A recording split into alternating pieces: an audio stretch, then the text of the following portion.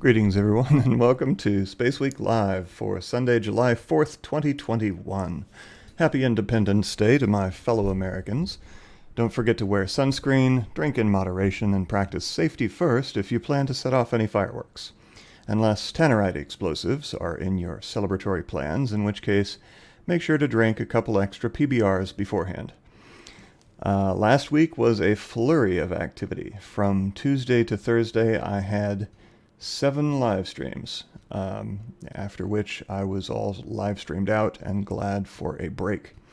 As always, this is a live Q&A, so go ahead and ask your questions in the chat, and make sure to tag my name at rawspace or just rawspace so that we're sure to see the questions, which will be compiled together and addressed at the end of the show.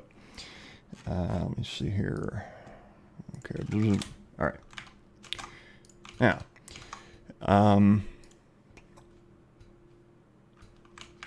get my, gosh, here we go. All right, so last Tuesday, let's see, Northrop Grumman's Cygnus NG-15 SS Katherine Johnson unberthed and departed the ISS, bound with, or laden with trash and used equipment and other items for disposal. The way ISS, well, the way things are done on the ISS, the cargo crafts, everything but Dragon cargo is expendable. So the cargo craft goes up to the ISS, delivers supplies, and then when the cargo craft departs the ISS, it's loaded with trash and stuff that they want to get rid of, and it is then deorbited over Point Nemo in the Pacific, where it burns up, and yeah. So Cygnus has a very distinctive look to it with those circular Mickey Mouse ear solar panels on the side. But yeah, so there you go. Godspeed SS Katherine Johnson. Then Also on Tuesday, there was supposed to be, well here, you know what, I'll leave you with, wow, I'm just full of, there we go. Also on Tuesday, there was supposed to be the launch of a Falcon 9 with the Transporter 2 mission, but it scrubbed at T-minus 11 seconds due to a wayward helicopter that flew into the exclusion zone. Now, there was some talk in the chat and in the comments about how can this happen? Well, that's pretty easy. Pilots not heeding the latest temporary flight restriction notices, or not paying close enough attention to where they're flying, ignorant recreational boaters edging closer to the launch site to get a better view, motorists or pedestrians thinking that they're being sneaky, when in fact that they're just being disruptive and breaking the law, and so on. Some commenters also said that they should have gone ahead with the launch. They really couldn't, because it's prohibited by law for safety reasons. The Federal Aviation Administration has flight restrictions in place for a good reason. If something had gone wrong with the launch and the debris impacted the wayward helicopter, there may have been casualties. If the helicopter decided to fly through the exhaust plume or directly into the path of the rocket, there could have been casualties. Any number of very expensive and deadly scenarios can happen if you don't obey the rules. Sure, 9 times out of 10 you might be fine, but that 10th time is a doozy and not worth the risk. Then on Tuesday, a Progress 78 supply craft launched on a Soyuz rocket bound for the ISS. Let's check that out.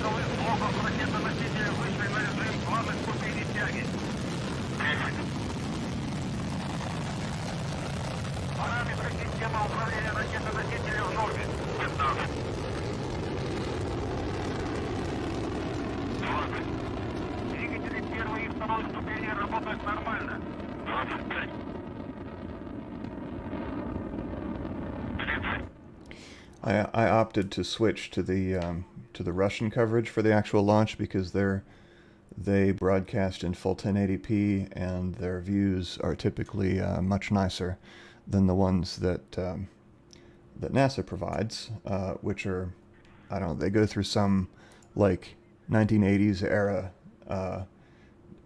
video uplink that looks terrible. Now, Progress arrived 2 days later, which we can see here. Let's speed this up a little bit. It took sort of a panoramic circumvention. It flew around the ISS in order to dock with looks like the Zenith port, which is on the space-facing side as opposed to the Earth-facing nadir port. But, some cool views, if a bit old school video quality there from the Progress module. But then on Wednesday morning, we had our very first live broadcast of a Virgin Orbit Launcher 1 launch. Now, this was the third Virgin Orbit launch overall, the second successful launch, but the first live broadcast. Its carrier plane was a Boeing 747-400 called Cosmic Girl. Manufactured in 2001, Cosmic Girl served Virgin Atlantic for 14 years, carrying passengers. In 2015, it was bought by fellow Virgin Group subsidiary Virgin Galactic for the purpose of air launching the Launcher 1 rocket. When Virgin Orbit split off of Virgin Galactic in 2017, Cosmic Girl transferred ownership. In May of 2020, that was last year, Launcher 1 had its first test launch, which was unsuccessful due to a high-pressure propellant line that broke, causing LOX to stop flowing into the engine. They strengthened the relevant engine components, and then in January of this year, they had a successful launch, marking the first ever liquid-fueled air-launched rocket to reach orbit. The payload was at that time was 10 CubeSats for NASA. Then last week, the Tubular Bells Part 1 launch. It went off without a hitch, as we can see here, or as we will see here. It wobbled a bit at first, but then straightened itself out without incident. Let's check it out.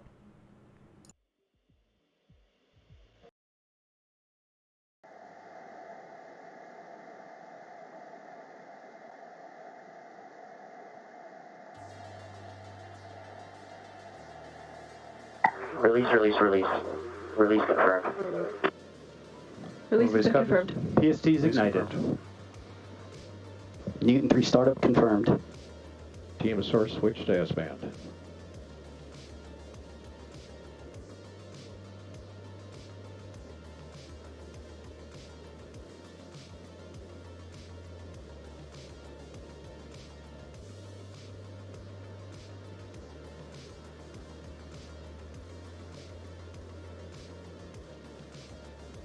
Max Alpha flight complete.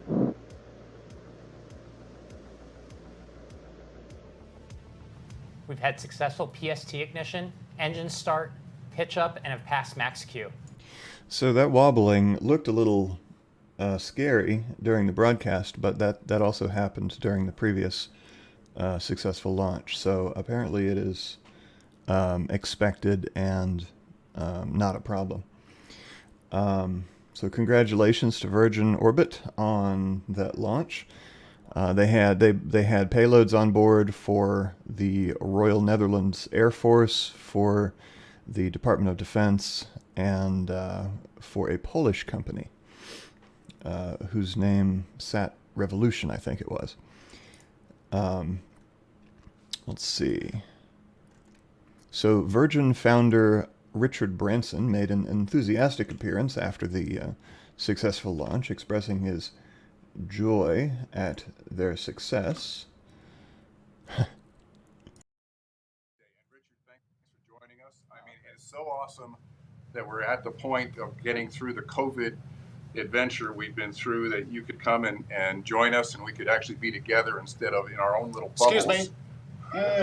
We get even kissing.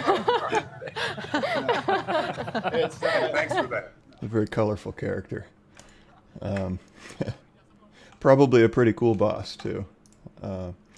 But again, congratulations to the whole team. Now, I mentioned last week that the mission was called Tubular Bells in honor of the 1973 Mike Oldfield's song of the same name, which was Virgin Records' first big hit.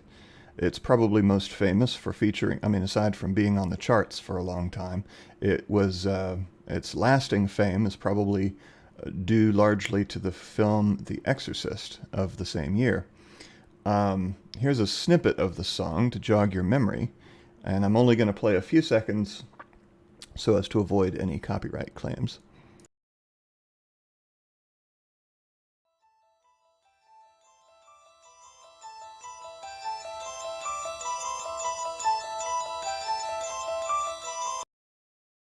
And that's all you get. I'm sure that the copyright hawks were foaming at the mouth in anticipation of me hitting the 10-second mark so they could slap my video with a strike. But anyway, then on Wednesday, SpaceX successfully launched the Transporter 2 mission that had been scrubbed the previous day due to the helicopter, and there was no interference from wayward aircraft this time. 10, 9, 8, 7, 6, 5, 4, 3, 2, 1, 0. Ignition and liftoff.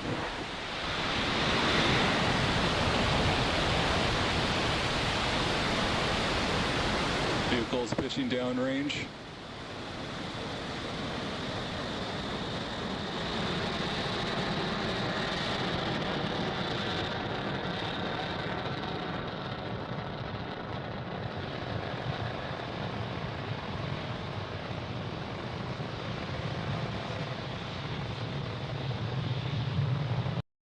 01 of our...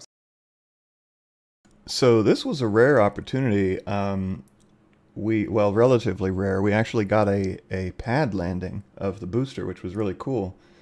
Normally, they land on a drone ship, but this time it actually came back and landed on the pad. Let's check it out. And you can see the Florida coast and landing zone 1 are approaching on the left-hand side of the screen as this booster makes its attempt to land for an 8th time. This is a great shot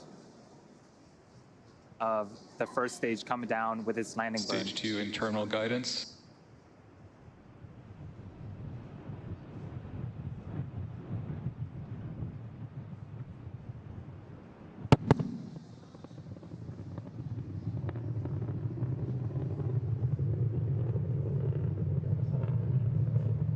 Stage 1, London leg deploy.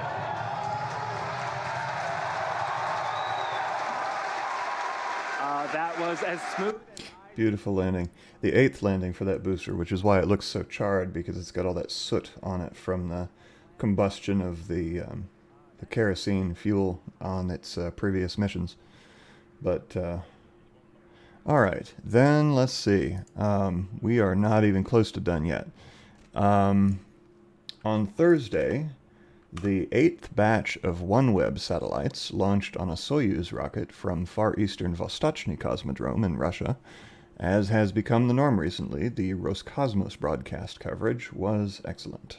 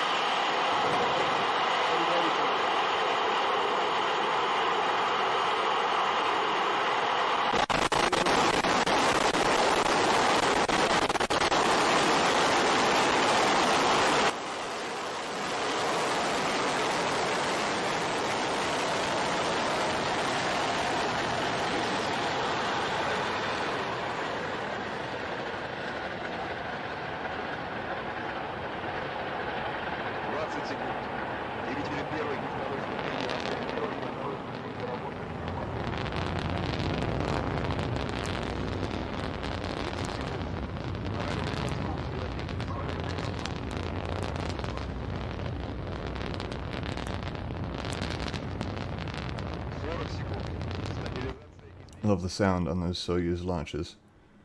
And then they gave us the 3-panel view later in the broadcast with the rocket cam and payload views. Let's see what we got. Oh, what was this? Oh, it was fairing separation. And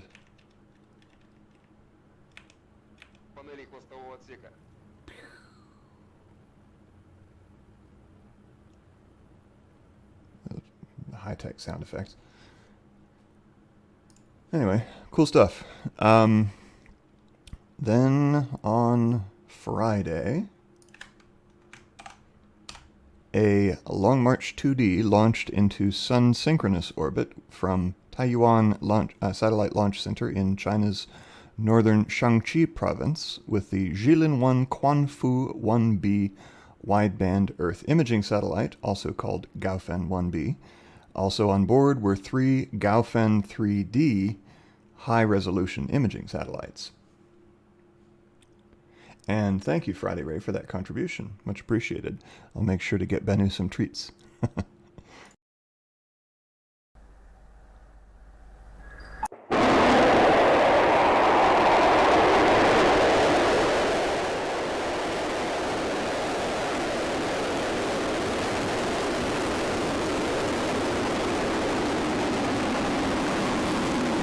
And I'd like to point out that the white things you see falling off of the payload fairing are not ice chunks. They are insulation panels that keep the payload inside the payload fairing, well, to protect it from the temperature variations of the weather there in Shaanxi.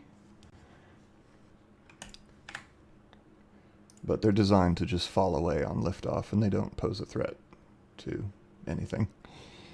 Then on, let's see, then on Saturday, okay, on Saturday, a small Japanese suborbital MOMO rocket had its 7th flight. And I actually don't have a video queued up for that one. I apologize. You know what? I'll play the next video, and we'll try to queue up a MOMO video in the meantime. Then last night, China conducted their first...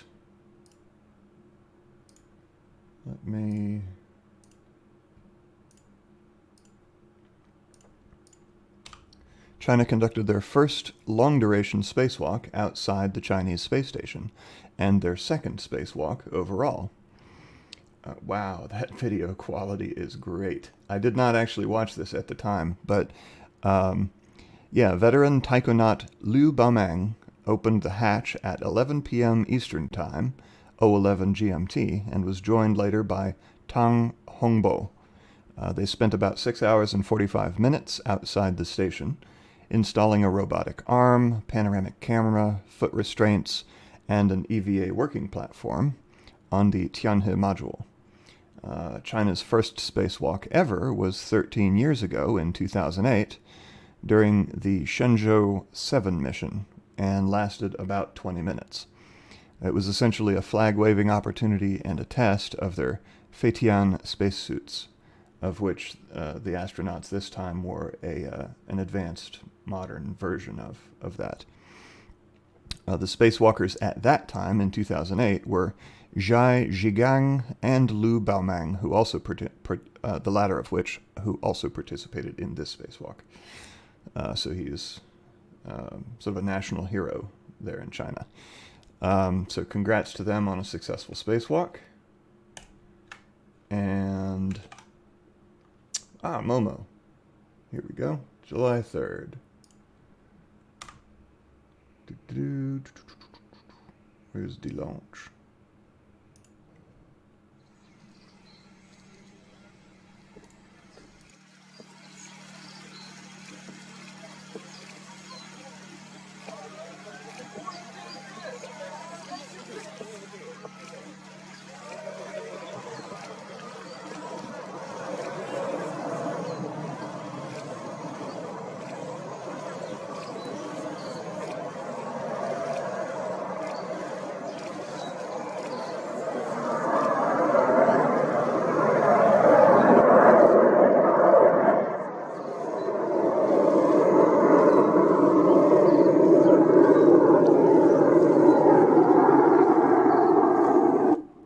For a small rocket, it seemed to have a pretty slow launch, but I guess it was a success. I haven't heard otherwise. So, yay, MOMO. This week is shaping up to be much quieter.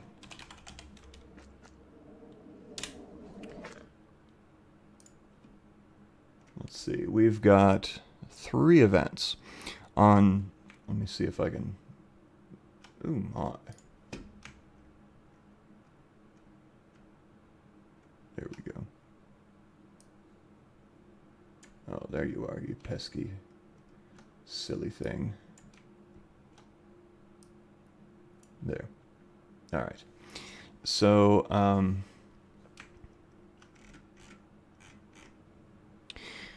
on Tuesday, July 6th, starting at 10:45 a.m. Eastern, 14:45 GMT, the SpaceX Cargo Dragon CRS-22 will undock from the ISS, bound for a controlled splashdown and recovery, as is normal with the Cargo Dragon missions. Also on Tuesday, July 6th, at 11:55 p.m. Eastern, 03:55 GMT on the 7th, a Long March 3 will launch Tianlian 105, which will provide better communications coverage with the Chinese space station. No live coverage is expected for that one, but that will help them during future mission control and live broadcasts of Chinese space station operations. Then on Friday, July 8th at 8 a.m. Eastern, 12 GMT, a Long March 6 might be launching a Ningxia 1 commercial radio frequency monitoring satellite, some sort of signals intelligence. Details are very sketchy on this one, or scarce on this one, and there definitely won't be a live stream, so we'll see if Ningxia 1 gets launched as predicted. Also on Friday marks the new moon in this lunar cycle, so good viewing for, if you have clear skies, for you astro whateverers around out there, astronomers, astrophotographers. All right, let me get to your questions.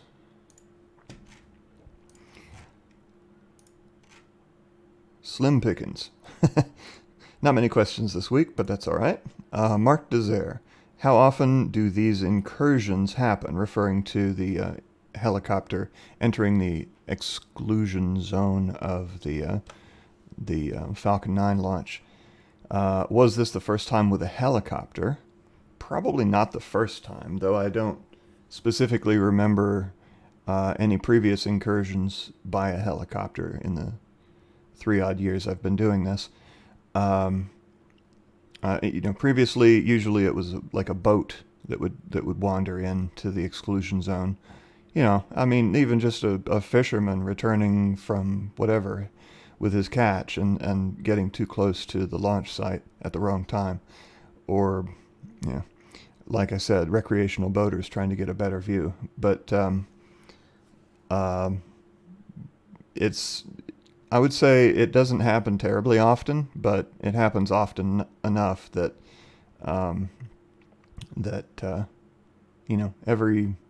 maybe every year or so there's a launch that's interrupted by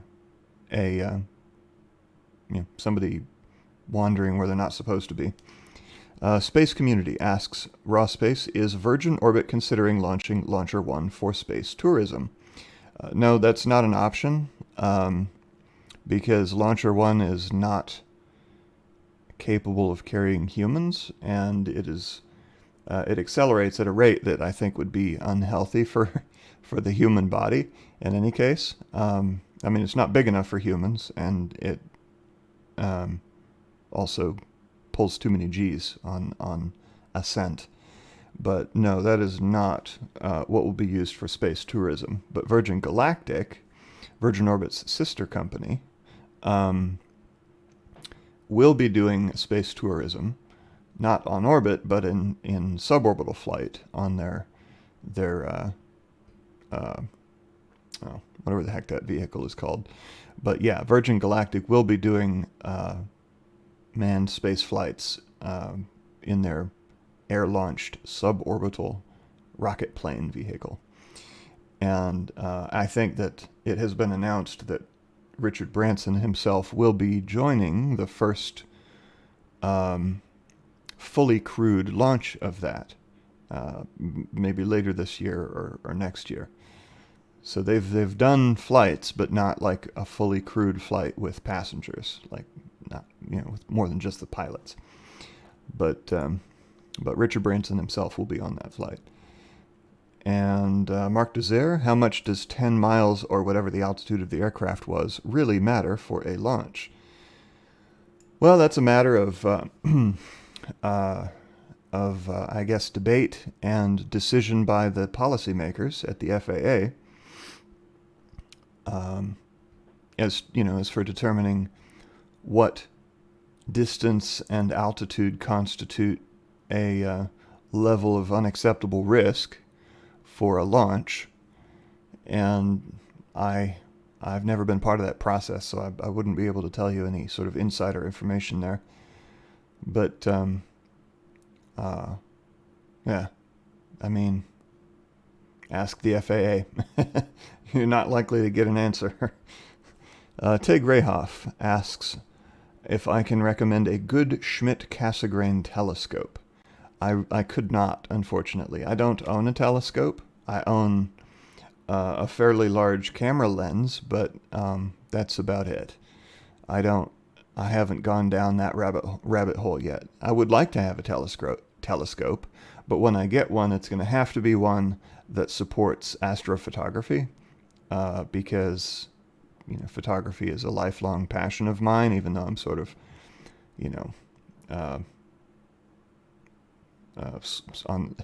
in sleep mode currently. I haven't been doing much photography, but yeah, any telescope I get is going to have to have the capability of supporting a quality camera being attached to it. But I wouldn't be able to recommend any because I don't know much about them. Not having gone down that rabbit hole. But my recommendation is that you talk to Rockin' Robbins 13 on Discord, and he knows a lot about telescopes. He has one. He's used many of them, and he has a lot of information that he could share with you. Tristan Armstrong. I think it was from NASA Spaceflight's Chris Gebhardt, that there are almost always range violations and that they can launch with them. It just depends on how severe the violation is. That's not surprising. I mean, people are like ants. We're crawling all over this planet. And sometimes we're crawling where we're not supposed to be. And with range violations and things like that, it's a matter of risk mitigation. You can't eliminate all risk. That's impossible. The only way to eliminate all risk is to not do anything. And even so, you're still at risk from something. So what you have to do is manage that risk and mitigate it to an acceptable degree. And so it doesn't surprise me that range violations are actually frequent, but that they don't often result in a scrub. That's what is uncommon, is that they actually result in a scrub. Scott Montoya, when is Jeff Bezos going up on the Blue Origin New Shepard? Good question. So just like Richard Branson is going to fly to space on his rocket plane, Jeff Bezos is going to fly to space on his New Shepard rocket, launched from their facility from Blue Origin's facility in West Texas, near Van Horn. I am not sure. I think they had planned that flight for later this year, maybe the fall time frame, but I don't have a sort of a firm projection of when that's going to happen. I think later this year, though, if it doesn't get pushed. Blue Origin has been kind of slow on the uptake, or slow, progress has been incremental, as it has with Virgin Galactic. I mean, they've been doing test flights for a number of years, but they haven't yet reached the point where they're doing their commercial, joyride space tourism flights yet, either company. It's a long road, but yeah, they're getting there. And I think we can expect, within the next year, I think we can expect both Blue Origin and Virgin Galactic to be conducting their first commercial space flights. Let's see. Any more questions in the chat? All right. Well, here we go. Fred Hill. Now I'm caught up. Fred Hill, will Elon of SpaceX go up on his rocket? I don't know if Elon plans to ride it in a Crew Dragon. He's definitely not on the manifest, on the crew manifest for the first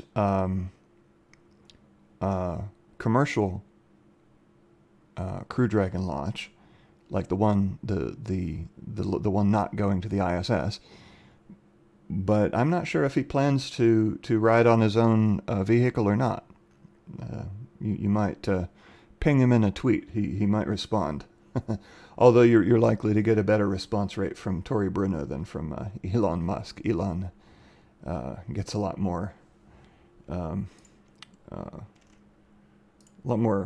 tags to filter through. Friday Ray, is Celestron any good? Again, I would defer to Rockin' Robbins 13 on that one. He's probably our foremost telescope expert amongst the staff here at Raw Space Enterprises.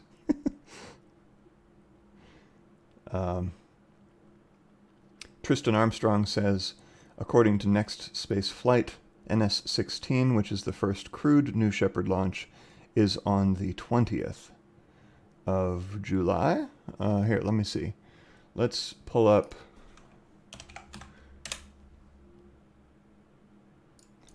nextrocket.space, which is kind of hit or miss lately, but oh, this is not going to cover suborbital launches, so never mind. Yeah, this website only covers orbital launches, and New Shepard is suborbital, so it's not gonna have it. Friday Ray also asks if I have any plans for tonight's fireworks. I do not. I mean, we're all fully vaccinated at this point, despite the fact that one of my daughters actually got COVID a few weeks ago, but she had minimal symptoms, and she had already received one dose of the vaccine, of the 2-course vaccine at that time, and she has since received her second dose. But no, we're not going anywhere. We're all homebodies anyway. Plus, after Space Week, I'm typically ready to just relax for the rest of the evening. Mark Desire, how bad would it be if the Hubble ceased working right now? Well, that would be bad. Although, I mean, Hubble has earned its keep 100-fold over, during its long career. But if it ceased working, then that would be tragic, because we don't have anything else like it up there, nor will we, because even when James Webb successfully launches, whenever it launches, whether it's later this year or beyond, it's an infrared telescope. It doesn't see it doesn't receive photons in the same range of the electromagnetic spectrum as Hubble, which is primarily in the visual range of the spectrum. So the images from James Webb will be perhaps brilliant, but very different than what we're accustomed to seeing from Hubble. So we don't have anything else like it up there, which sucks. I mean, we should have 10 Hubbles up there studying the universe, but alas, science is always taking a second seat to, defense and things like that, and social services, which are in fact important, but very expensive. Hubble in trouble.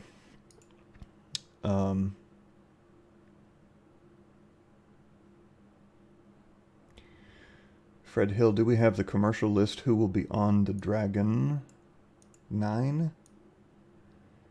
Who will be on the? Are you talking about the commercial Crew Dragon launch? That list is that crew is known. I just don't know who they are offhand. Okay, so it looks like 20th July for Blue Origin. So Blue Origin's first crewed New Shepard flight may in fact be in just a couple of weeks here, which is pretty cool. Tig Rayhoff asks what century the James Webb Telescope will go up in. I would guess that would be the 21st century, because if it is delayed into the 22nd century, then the telescope would in fact be an ancient relic, and they would have something much better to launch at that point.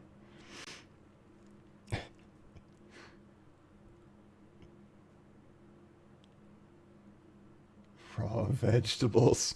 I could have a raw vegetable t-shirt. Yeah, no, this is the raw steak space t-shirt. All right. Okay, so that'll wrap it up for this week. Thank you all so much for coming. And keep it raw, stay safe, and until next time, see you later. Let me figure out where the fade out thing is here.